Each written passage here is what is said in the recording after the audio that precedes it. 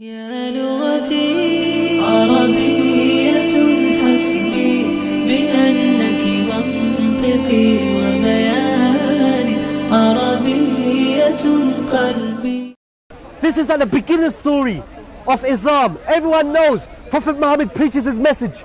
The pressure comes down on him. They are getting killed. They are getting boycotted against. They are being abused. The Arab man, Prophet Muhammad, says, leave these Arabs. They are being unjust.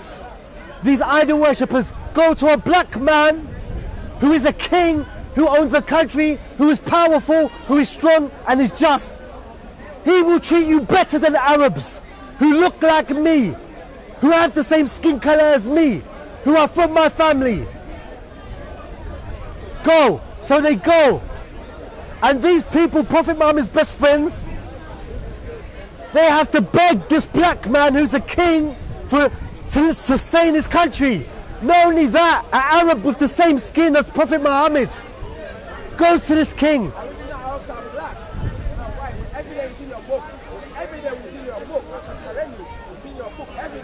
Original Arabs are black or white. Evidence within your book. Your book says evidence. I will give you evidence within your book. Muhammad black within your sources. Okay, what's your name, bro? My name is My name is O. My name's Jason. What's your name? O. Huh? O, call me O. Okay. I'm just doing a presentation. If Are you doing presentation? When after I finish, you can ask me whatever you want, yeah? I'm here every week, I yeah? apologize. I thought it's a guy. No. I'm just doing nothing. After I speak to you, yeah? No problem. Take 3.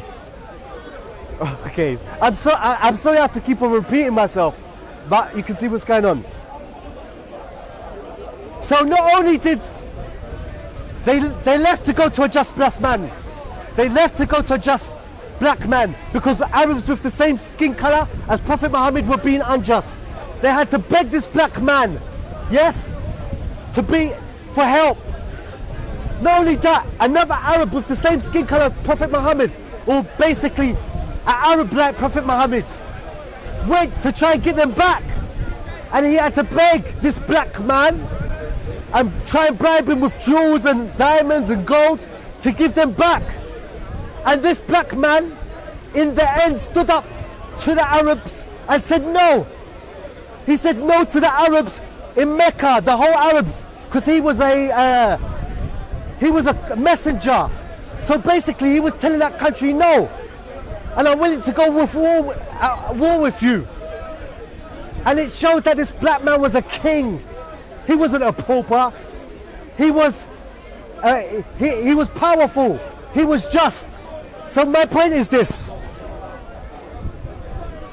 if Prophet Muhammad, peace be upon him, was trying to be racist and trying to create a religion where black people are lower than Arabs or lighter complexion people, why at the beginning of the story would he say, one, Arabs that were the same color as him were oppressive, yes, and the Arabs should go to a black man who's a king, has a whole country, and will treat them just? Why? How does that make sense?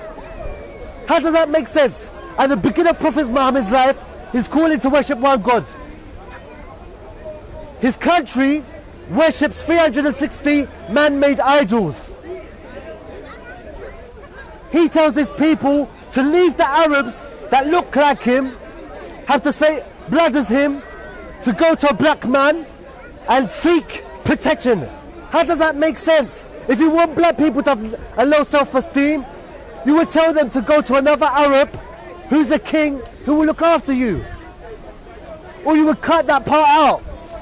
To you racist people, why did Prophet Muhammad, I'm talking to you now, you racist people, why did Prophet Muhammad, at the beginning of his message, when he was calling people to worship one God, when the Arabs with the same skin color as him, yes, were oppressing him and his followers, why did Muhammad clearly say, go to a black man who's a king? He's not poor, he's a king, he owns a country, and he's just.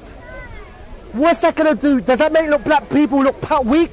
Does it make them look poor? Does it make them look like they need the Arab man's help? Not only that, when the companions went to this black man, they had to beg him.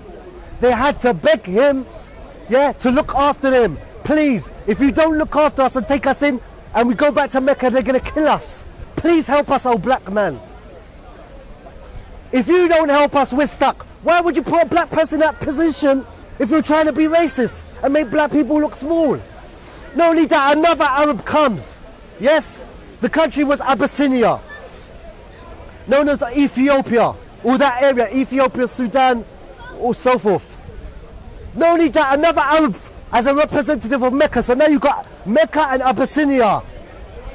A messenger from the ruler of Mecca to Abyssinia is saying, listen, these guys are destroying our economy. Our economy exists on people coming to worship the 360 false gods.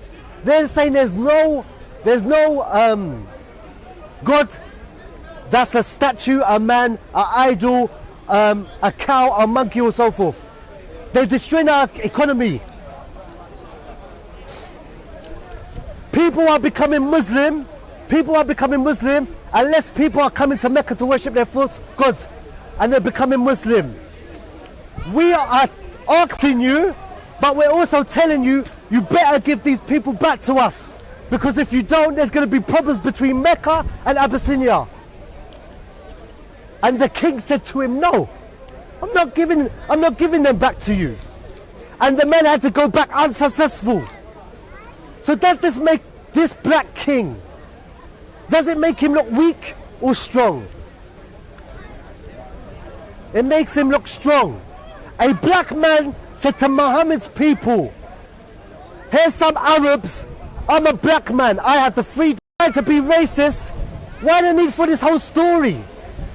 Why don't I cut this part out? Why don't I make the king of Abyssinia Arab and hope people don't find out?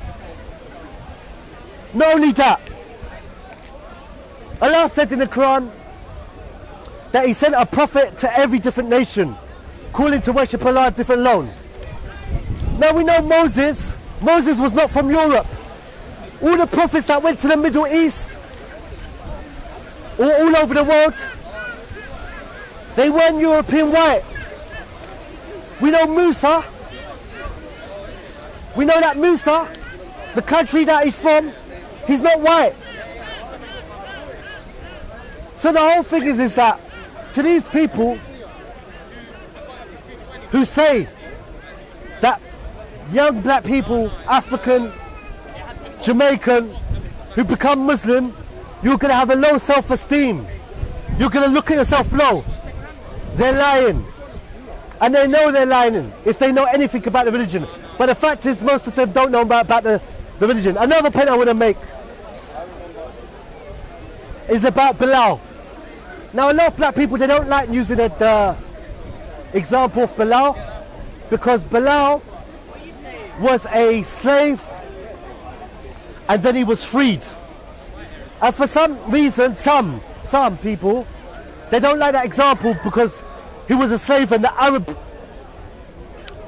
came and saved Bilal. So they look at it as that, okay, Bilal was a slave and the only reason he was freed, well, the Arab freed him and the Arab is the hero. So when you mention Bilal to a lot of these people, they don't see it as a strong argument, because they see that Bilal was a slave and the hero of the story is the person that freed Bilal. Hold on 1 second. Not now, but later on try and get a thing of the crowd and show the different colour of people that are watching this. Yeah? Cool. Yeah, so a lot of black people, when you mention Bilal to them, when you try to prove that Islam is not racist and you use the example of Bilal, they don't like it because they think, okay, the Arab is still the superhero in this story. Bilal was treated bad by an Arab and another Arab set him free, and the Arab that set him free, Abu Bakr, is the hero. That's not good for black people. That doesn't help black people. But what they fail to mention is this. Everyone can hear, yeah? Not only was Bilal freed as a slave, that's not where the story stopped. That's not where the story stops.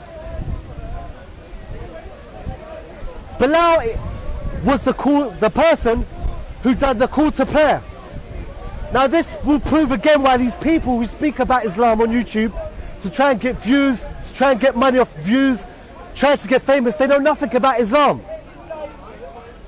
Because Mecca was racist, a racist culture, and black people were low in it.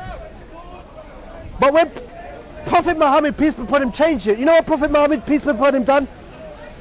Forget the part about Abu Bakr's best friend freeing Bilal. Forget that, forget that. Prophet Muhammad gave Bilal the position of calling to prayer. Now in Islam, there's 5 pillars of Islam. The first one is Tawheed. And that's the difference between Islam and every religion. For example, every religion, Hindus, Sikh, Christians, they do tell you to do good things. Give charity, help the poor, help the homeless. Islam tells you to do that too. But the difference between Islam and all these other religions, and the reason why I became Muslim, is that when you take the time out to analyze and research, yeah, you'll find Islam is the only one that worships God alone. What do I mean by that? Yeah, all these religions like Islam, they tell you, give charity, help the poor, help the elderly, they do say that.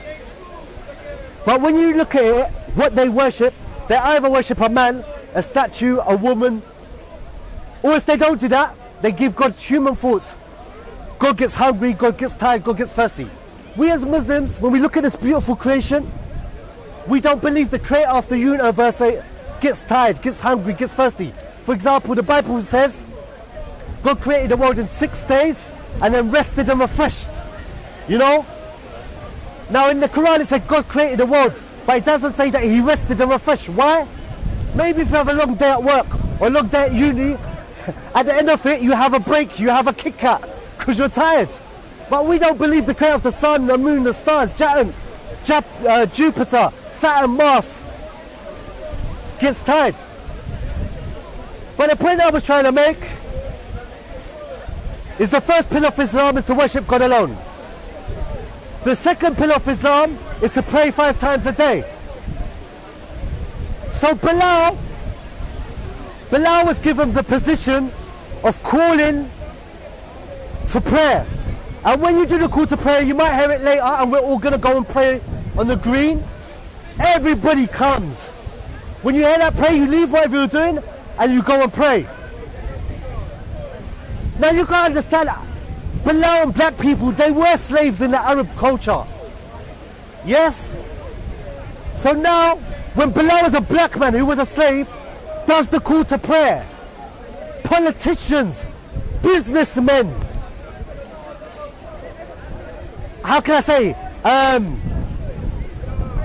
all different types of high people community, when that prayer goes, you have to leave what you're doing. You have to close your shop. And you have to go where that man is, and you have to pray. Now think about it, I'm Arab. Yes, say I'm an Arab. I'm used to having a black person as a slave. I'm used to having a black person to carry my horses. I'm used to as a black person working in my store, cleaning up my store. Bilal becomes Muslim.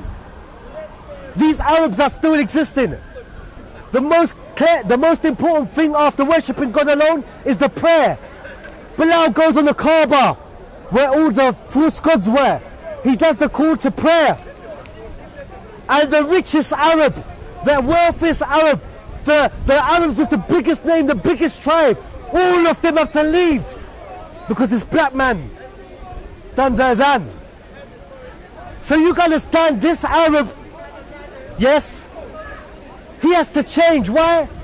If he was racist, and if he was someone that had black slaves and looked down on black as scum, when Bilal was doing the adhan, no matter how rich he is, he has to go. So the thing is this, if you're really, really racist, you're not going to be Muslim.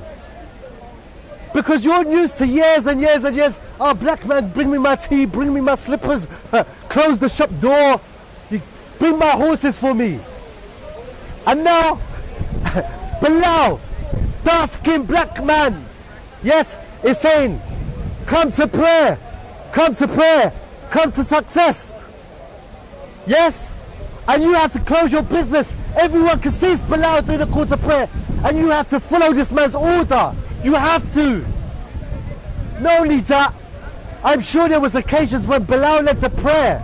And this is what I'm saying. All you people who have these channels, not all of them, but certain people that are trying to say that Islam is racist, and that as a black person you're going to have a low self-esteem, and you're going to think inferior about yourself. If you become a Muslim, a Muslim, you're going to have a low mentality, a low self-esteem. You're going to think lesser of yourself. If you're a young black Jamaican or young black African, you're lying. You know why? And it's one of two things. Either you know when you're lying, or you're just ignorant. And I believe you're ignorant. Another reason why it doesn't make sense is that I'm sure that when Bilal led the adhan, he also sometimes may have led the prayer. And you don't understand, when we as Muslim prayers, and you're going to see us, if you're here around 5 or 6 o'clock, you're like close to like 6 o'clock, 5:40, whatever, you're going to see us pray. The person who is leading a prayer normally walks along the lines, walks along the front rows, and makes sure that people are praying feet to feet, shoulder to shoulder. So when Bilal's doing a prayer, look, he's in a culture where black people are slaves. Black people get their slippers, black people get their horses, black people walk behind him, sometimes on a lead, like an animal. Bilal, Prophet Muhammad, changed all that. Bilal is a Muslim, he's leaving a prayer. Now he has to go across the line, yes? Now you've got Arabs there with huge names, royalty, politicians, ambassadors. Now, this black man, dark black man, who's proud of being black, even though he lives in a racist culture, he has to make sure everyone is lined up correctly, feet to feet, shoulder to shoulder. So Bilal is going to walk across the line and push up and make the person go back if you're out of line. So you have an Arab politician or tribesman, and Bilal says, back, get back, put your feet next to him. No, come closer, come closer. A black man is telling you how to stand for prayer. So if you're really racist and you're used to black people below you, and you think in your mind, you're my slave, get my slippers, get my horse, get my tea, there's no way you're going to stand in prayer and allow a black man for you to say, come forward, come backwards. Yeah? And you've got to remember, there's other black Muslims now in the line. Put your feet next to this black person. Put your feet next to this black person. So if you're really racist, you're going to, do you know what? Because remember, people didn't all become Muslims straight away. So some people who are scared of what people are going to think about them, they're going to wait till Islam is the majority. At the beginning, if you're really racist and you're Arab, because of what your family think, because it's a racist culture, because what your wife's going to think, what your uncle's going to think, you ain't going to become Muslim. A black man is calling you to prayer. A black man is telling you how to stand in prayer. A black man is telling you to join your feet with another black man. If you're really racist and you really believe black people are animals, you're not going to become Muslim.